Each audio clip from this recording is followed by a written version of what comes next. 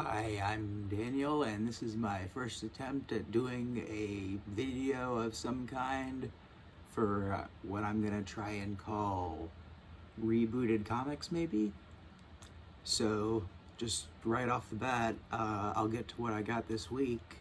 I went to, I've been having a hard time finding comic stores around where I am, and I found this really nice one in Charlotte, North Carolina. Called Rebel-Based Comics, and it's really fantastic. They got great selection, great everything. So anyway, just to get to it, I got this is old by now, but I got Strange Adventures issue 1, the director's cut, the fancy one. So very fancy. I'm loving that series. I'm a big Tom King fan. I'm a big Mitch Gerads and Doc Shaner fan. It's just like everything I like in one comic. I can't wait for it to be over. And I mean, that's not the right way to put it. I can't wait to see how it ends. I got one and two of Wonder Girl, which I've really been loving since Future State. I think Yara Flor is a great character, great addition to the whole Wonder Woman scene, mythos. I think Joelle Jones is doing a fantastic job with the writing and the art, and making the character relatable and sort of, I don't know, mythical. At the same time, the art's just beautiful. On the second one, on the second issue, I got the variant here. Adriana Mello takes over some of the art, and I mean, they're a great match together. It's really good. I highly recommend the series. Get into it. I hope that there's more.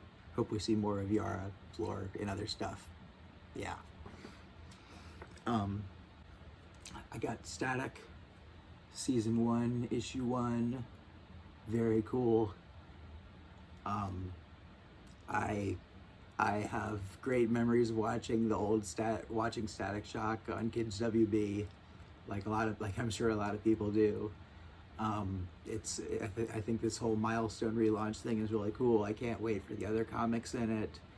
And one thing I just thought was really cool about this is, well, I mean, the writing from Vita Ayala, I hope I'm saying that right, is great. And then I saw a really interesting thing on the artist Nicholas Draper Ivy. Again, pretty sure I'm getting that right. His Instagram showing the sort of like layouts from Crisscross versus what he does over them, and they're both so talented, but it's so interesting to see like how it goes from like the layouts to the finished product. What do they call it? Let me find, if I can find it real quick. No, I can't. It doesn't matter. But just, I mean, it's given this sort of almost anime-esque animated quality that's really great.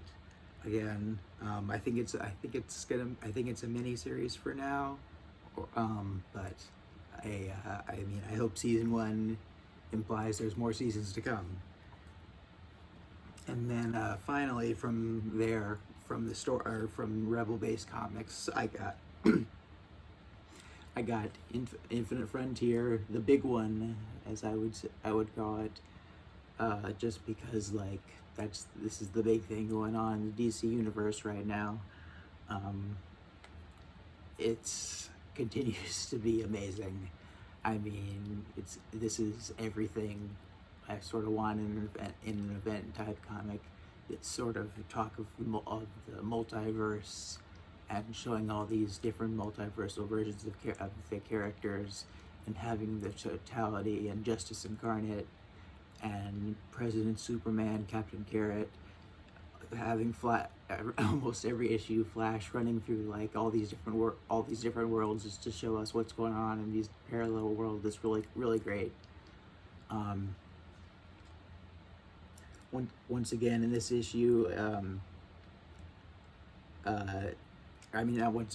much like in Wonder Girl, some other artists come in to help out Paul Pelletier and Jesus Marino, and they do a really great job matching the style of Sermanico, and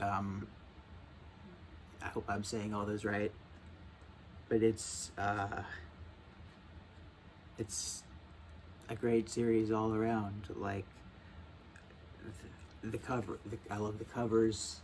I love the covers from Mitch, good old Mitch. Great stuff. I like the little Mitch was here instead of the usual signature. Obviously everybody saw that, but pointing it out anyway. I thought maybe it would be cool to go over the questions they have in the back regarding this, but that are also in all the comics this week. I'm gonna bend it. I hope that doesn't make anyone lose their mind. It says, but the questions are: 1, what team is Oracle forming and why? I mean, I think that's Batgirls. I think we all kind of know that. I hope we see that series soon, because that'll be good. Cassandra Cain, Stephanie Brown, really, we've seen there's been some stories with them already, and I hope to see more. What is Fear State? We know. Scarecrow, Batman, it's gonna be the whole big thing. Why is Clark Kent leading a new version of the Authority? Because there's a series about it, but it looks really cool. Grant Morrison and Mikkel Janin doing high concept, ruling the world stuff. What if Superman kind of ruled the world, but was doing it in a good way, I guess? Sounds really cool. Will Jonathan Kent be able to fill his father's shoes as Superman? I mean, I think so. I think he's a great character who's good at his job. He should have been let into the Teen Titans that time when he tried to get in and they didn't let him in. Can Wonder Woman escape the God Sphere and return to Earth? That's a good question. Obviously, that's where she is right now in her series, which is a great series. Highly recommend. Becky Cloonan and Michael Conrad are doing great stuff, along with Travis Moore, whose art is just beautiful. I love when he draws the Titans. Unrelated to that, but I love that. Andy McDonald, also great on art. Yeah, I don't know. I mean, I imagine we'll see Wonder Woman come back to the regular DC universe fairly soon, but who knows? And also, what's Nubia up to?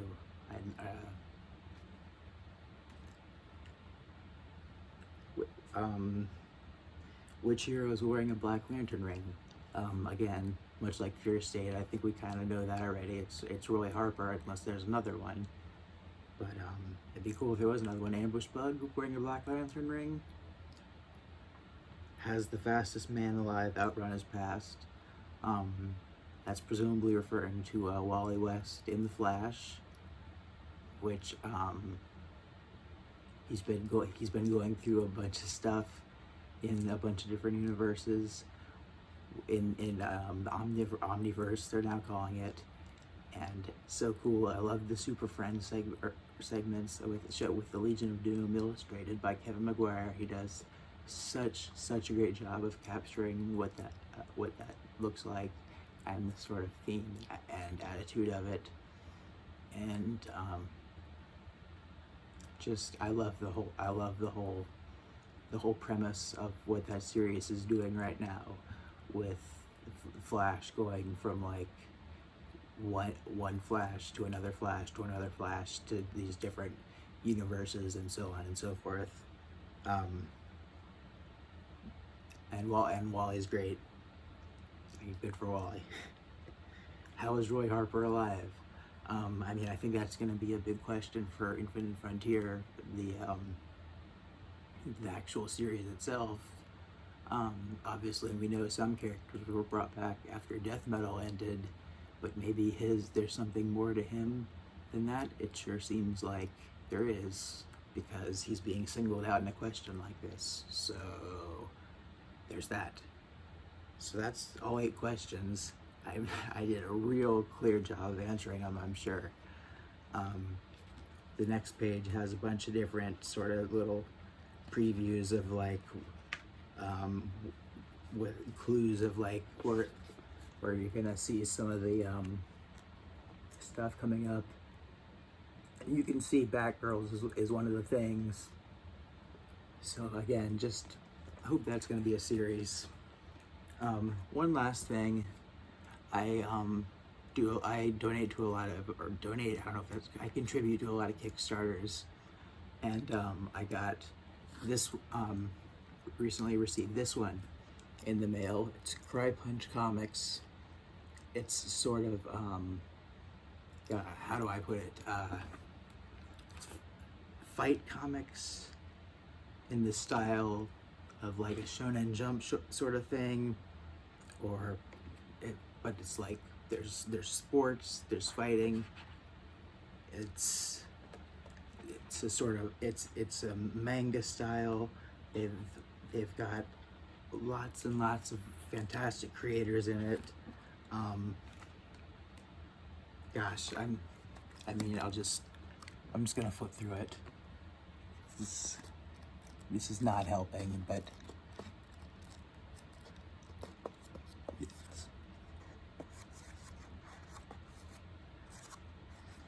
I mean, it's really, really cool. The original kind of stuff you're not going to see in any kind of mainstream thing. Again, just a recommendation, just something I'm bringing up. I'm sure there'll be other ways to get it besides the Kickstarter, so maybe look into getting that. That's about all I can think of. Just real quick, point to the action figures back here. See, that's how you know I'm really a comics person, because I've got action figures I can show off. So that's my verification. To be continued.